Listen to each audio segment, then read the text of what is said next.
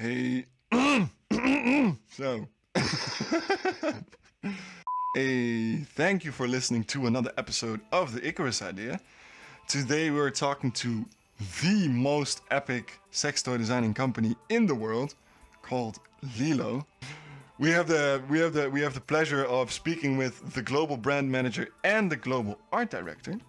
Just before we get started, it would be awesome if you could somehow, with a DM or an email or whatever, let us know what you think of the episode. That would be amazing. Hope you enjoy.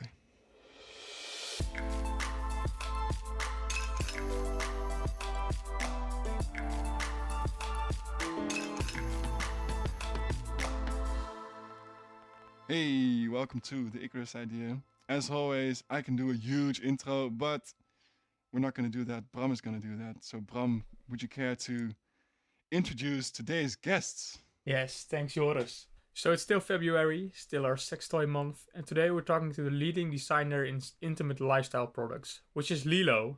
And if you look at the site, you get why they're the leading brand, because they got some really nice products, really aesthetically beautiful. My designer heart was beating faster when I was seeing all these products. But I'm not the only one that think it, because they won multiple awards, such as the 2020 Luxury Brand of the Year and Excellent in Product Packaging at the XBiz Awards. So last episode we talked to Lucija, who's the designer for sexuality, and she designed the Moonshake Massager.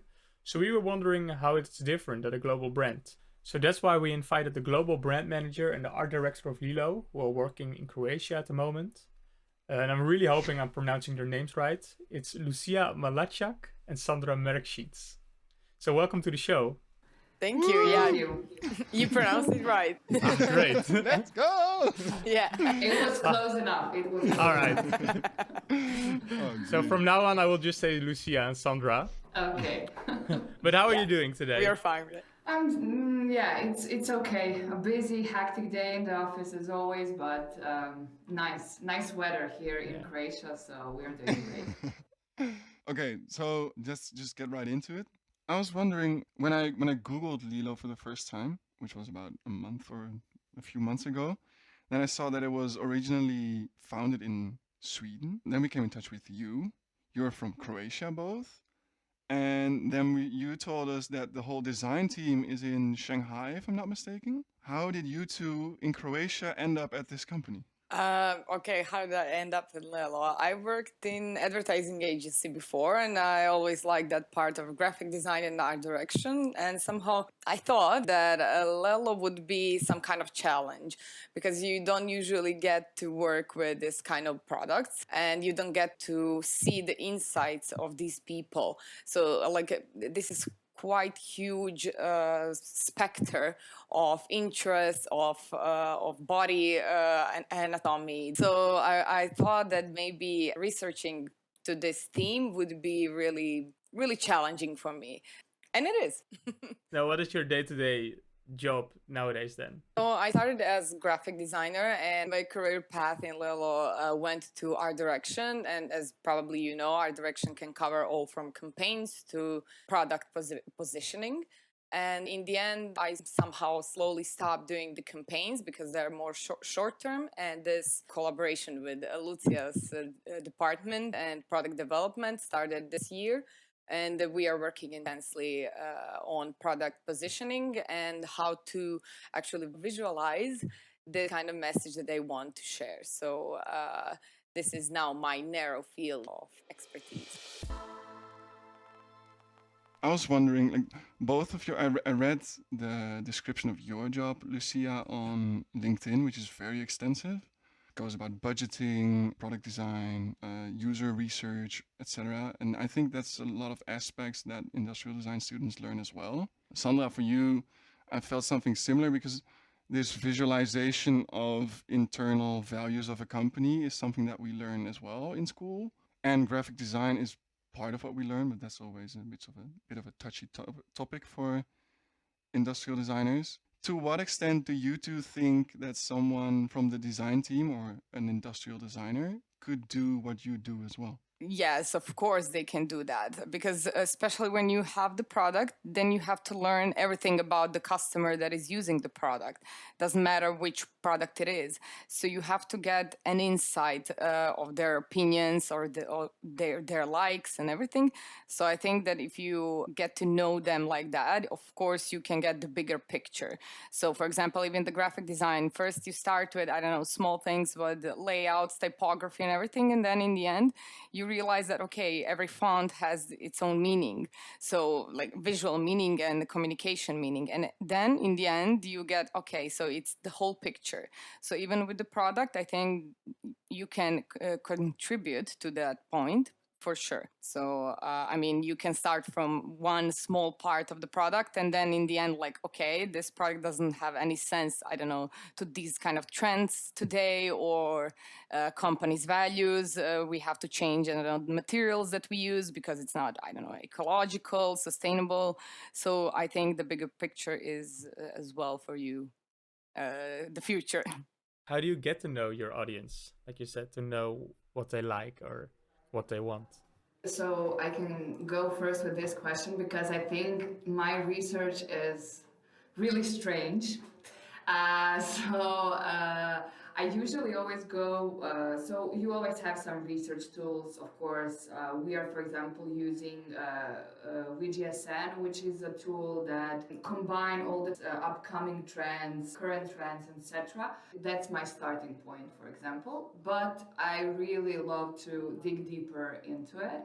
And what I really love from marketing point of view, and which is a good foundation for a designer afterwards, it's that when we set the target group and see what kind of things they're searching for on social media, what kind of shows they're watching, etc.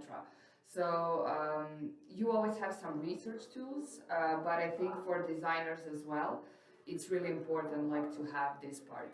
Yeah, the thing that I liked here when I got here is that when you work for a certain company, you can get a feedback from a customer in a way that you get paid like a lot, or they buy the product actually, and in a way that you have customer service. So, for example, I worked in agency before, and you actually don't have a physical touch point how something went if the company doesn't make any kind of, I don't know, research at the end.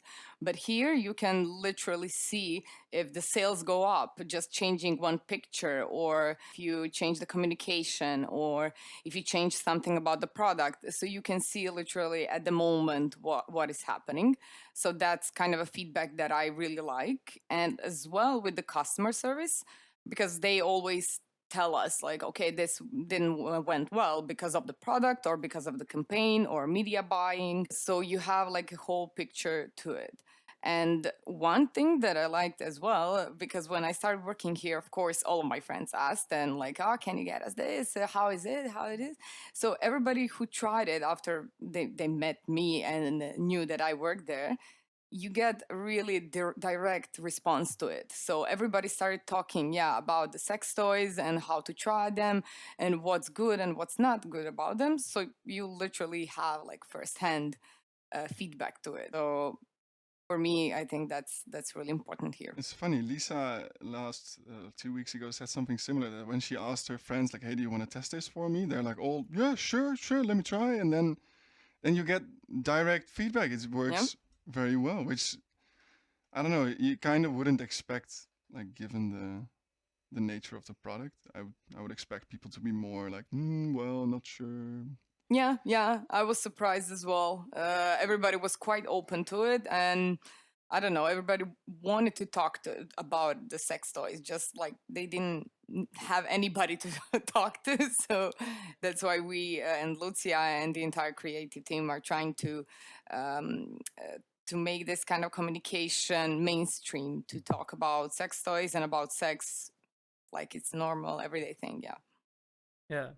I have the feeling as well that if I look at your site or the LELO site, it's so different than, I guess, regular sex toys, that it feels much more open, sort of. It's visually different than other sex toys. If I, for example, we'll probably talk about this later as well, the I forgot what it's called. The F1 Excuse developer you, kit. Bram. What did you say?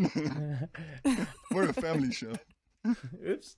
The F1 developers kit. It completely looks different than, I would say, a flashlight, which is like atomically correct. This doesn't look like a human body, but that's why it's much more a regular product almost. Yeah, it feels like when you go to the website, you're like onto some kind of super chic clothing store, like a Louis Vuitton website, but then I mean, there's a yeah, I flashlight. mean, if you see all of our toys, they're not looking like any other usual sex toys you will find in sex Yeah. shop.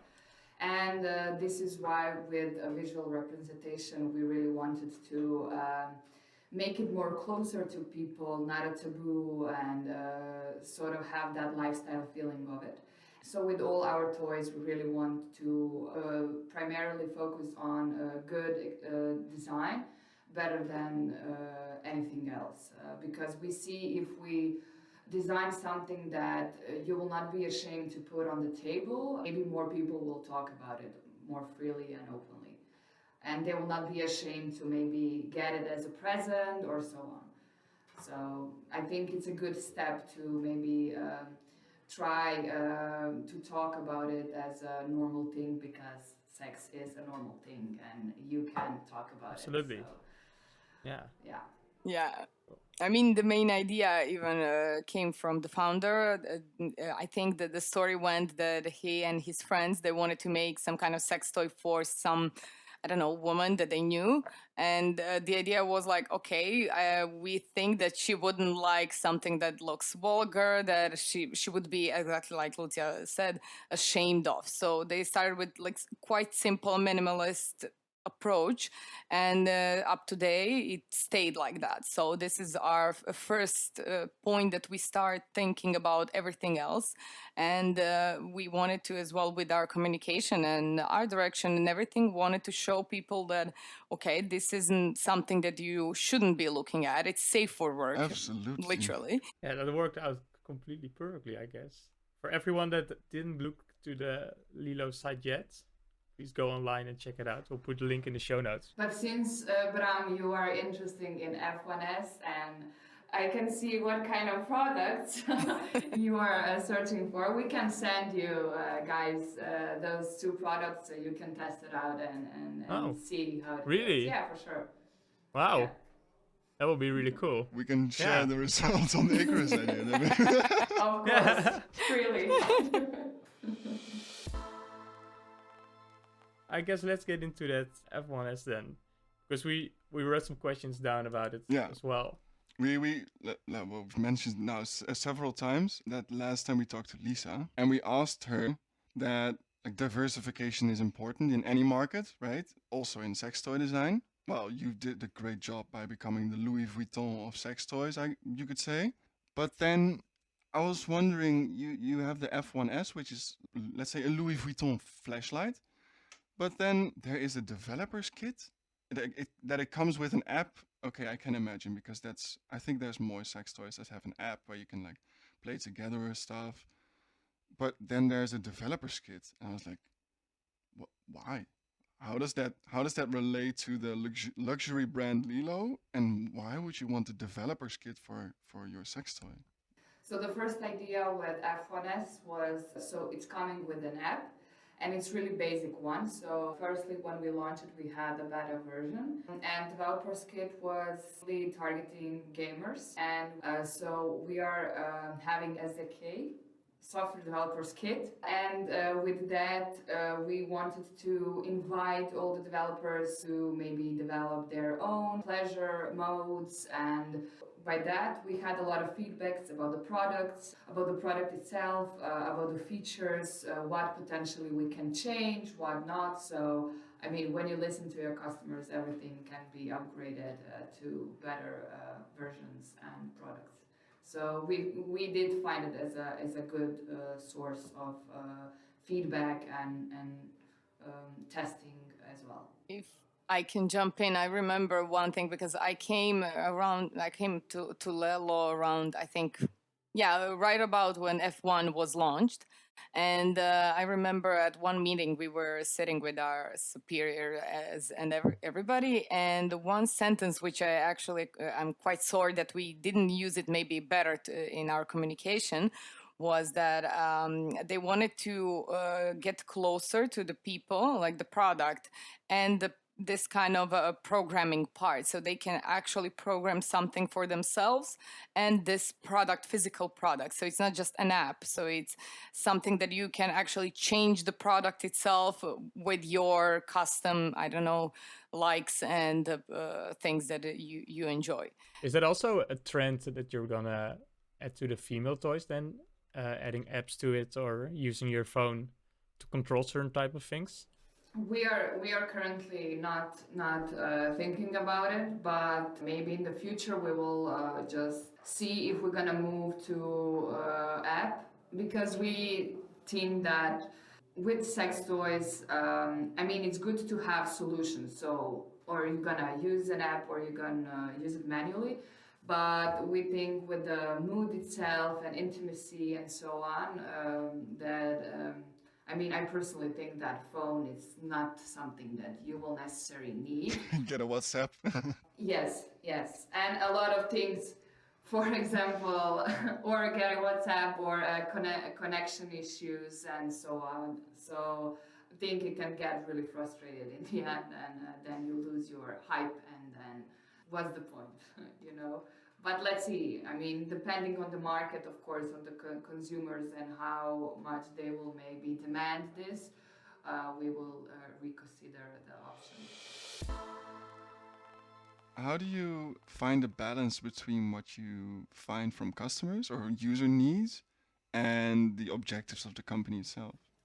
Firstly, I mean, I think the perfect balance, what we find is, first we go by the objections of and goals of the company, and then we somehow fit customers in that story. So, for example, if some goal is to upgrade one of the toys in terms of function and new modes or so on, or visual aspect, we see if this is something that it's demanded by the competitors and then analysis that we are doing.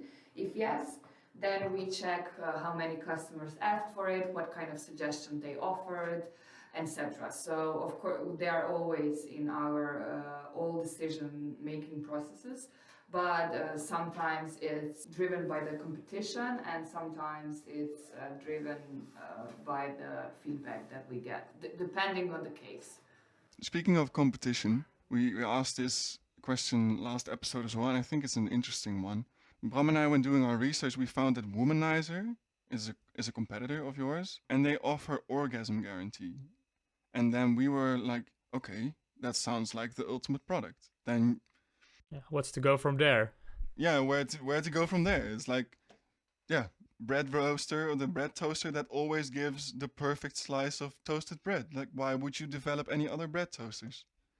What do you think of that? But you know, when you have a bread toasters, that sometimes you burn it, sometimes you don't. The same with the sex toy. I think it's something that it's marketing positioning, and they have all the rights to do it. But it's something that we will for sure not say it's 100%, because each body is different, each sensation is different, and it's all our toys or any toys cannot be the same. And somehow I think you really need to explore your body first and find out what you like, so you can maybe then pinpoint some toys on the reference spots, what preferably you like. So your packaging wins prizes. It looks luxurious, I think. It looks simple, but what does your process look like to like find the right materials, to find the right colors, the right proportions? Like, I was wondering, Sandra, how does that look for you? I mean, probably it's quite the same with product designers. You have to touch first everything. I know all graphic designers are just like suckers for paper. True. So whenever you have, yeah, so Yeah.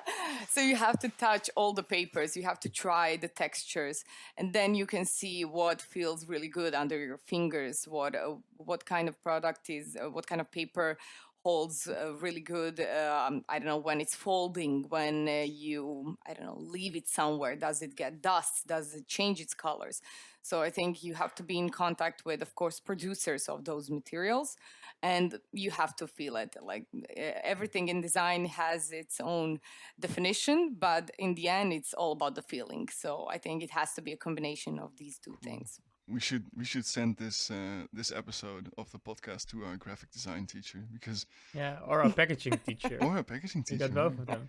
Yeah. But if you come Yeah, to his for sure. class and you have like you have to design a poster or a business card or whatever, and you come to his class and you show it on your laptop, he will just send you away. You will just, why is it on a screen? This should be on paper.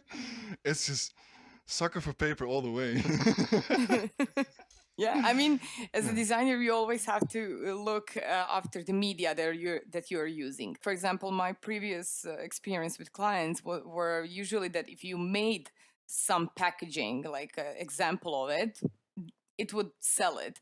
If you just make a mock-up, okay, maybe, but it depends on the mock-up things. I don't know. You cannot you cannot show the texture of a paper so easily in the mock-ups. So you mean by selling it, you mean like in the company selling your concept? In the company or outside the company, when I worked for the agency, we were selling it to the clients. So yeah, if you made some kind of prototype, even the packaging, yeah, usually that would go better. If it's just the mock-up, then okay, sometimes yes, sometimes no. Okay, before we end this, I think we still have 3 completely unrelated questions to all of this before. So, Joris, go Another ahead. question to Lucia, I think. But Sandra, of course, feel free to answer. I feel like nowadays, online marketing is, of course, very important. And a lot of brands are trying to create some kind of community around themselves and bind their users or their customers on a more, let's say, chill or social level to the brand. And for example, for a Nike, I can understand that's doable. But for sex toys, I can imagine that it's much more difficult to create an open community where people are like, yeah, la la la la, this is what I did. How are you? Is that something you are looking into or not at all? And if so, how does it go? Yeah, because in online world we are really banned by Google, Facebook, Instagram, etc. So all of our ads cannot be shown regularly as any other brand, because we are a sex toy brand and it's something that just adults can see. But people are opening up about it, more willing to find out why it's really important. I mean, it's part of our health and sexual hygiene and everything else. I'm really glad that we jump on that train to be part of this kind of community and speak up what's important in terms of sex and sex positivity messages. So it is a bit more difficult because there's like this barrier in social media, but via influencer media or influencer marketing. Yeah, I mean, it's still really difficult to find influencers who will speak up. Of course, nowadays it's more easy, let's say, than 5 years ago. We really had struggles to find influencers who will speak our message without being afraid. We had few influencers that was promoting us and got banned on Instagram. So so there is, let's say, not that much of a free speech around it, but it's good. It's a good topic to cover, and all younger generation they educate themselves on social media. You can find a lot of things there, so it's important to have it. Okay, so Sandra, it was a question to you. I was wondering, do you feel any difference between the offices in Sweden, the offices in Croatia, all the global offices, and the core design office in Shanghai when it comes to design preferences, because not everyone perceives the same things as luxurious, for example. Yeah, we see that every day actually, and I think our role is to say that something luxury is not for me personally; it's for our customers, and that's why you're always researching who are you, like who is buying your product. For example, if our main market is okay, we have to see what's luxury for them, what's primarily important for them. Of course, if we are going to move our target to somebody else, then of course their experience is maybe more important in that decision. Check.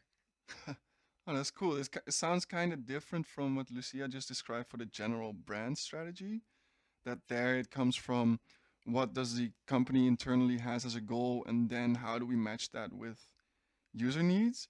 And you say you have to research what your user finds luxurious or how they perceive it, and use that as your starting point. It's kind of works towards each other, you could say.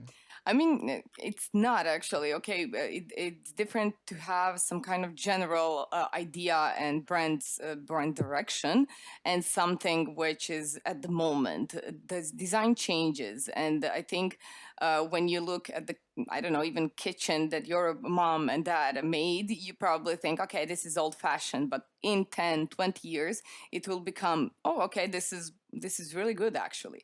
So it always changes, and luxury as well changes. So I think the vision and the mission of brand is not the same as like this touchable final result that you have, because this changes, and mission and vision that cannot change. It has to always somehow progress in future. So I think it's not in collision.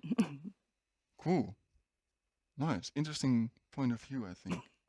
The vision is more stable and progressive, and then the visual representation of that is way more subjective to time. Yeah, it is.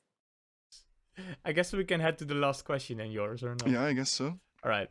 Yeah, this is our question that we always ask, and that is, what would your advice be for, I guess, everyone listening? So future designers or just someone in the market who wants to go into the sex toy industry. I will say not from professional perspective, because I'm not a designer and I don't know to share any advice of it, but I would say just to really explore what kind of in sexual aspect, what kind of things they do like, desire, and really being open to the topic. I think it opens the door to a lot of creative ideas and potential. So I would just say explore and make mistakes and learn from it. So I think it's simple and a process you need to do. Cool. Thank you very much. Yeah, I mean, this thing that Lucia said, make mistakes and then learn from them. I think that should be probably a good advice to all of the designers. I know many of them, and I know how much, I don't know, self-doubt we have sometimes. And I think when you work hard and for a long time, then in the end you laugh for the reason, because now you moved further. So you know what's better. And as I said, even the trends, everything changes. And if you did something that moved, I don't know, some small part in your company or at your society or anything else, I think that's a good thing, even though maybe 10 years after it won't look good and you maybe won't be happy with it. But just, yeah, have patience. Design can be quite painful sometimes, but in the end, it's really, really beautiful profession to work in. Cool. Yeah. I think those are Great. pretty beautiful words to end the episode with. Yeah. Thanks again for listening, of course, everyone. If you're listening, thank you very much. Hope you enjoyed. Hope you learned something from Sandra and Lucia today. Sandra, Lucia, thank you very much for your time. Yeah. Thanks for this conversation. Thank you. Thank you, guys. Thank you very much. I enjoyed Yeah. it. Yeah, Love it a as lot. well. We as well. Yeah, and with that, leave a comment, leave some feedback, any DMs. Check out LELO. Yeah, about LELO, about what Bram and I thought of the F1S. One. You can always DM the Icarus Idea. Not sure if we'll reply, but we'll see about that. Probably. We'll Yeah. see, yeah. Alright. So yeah, guys, keep in Nice. touch. Yeah, thank you for this.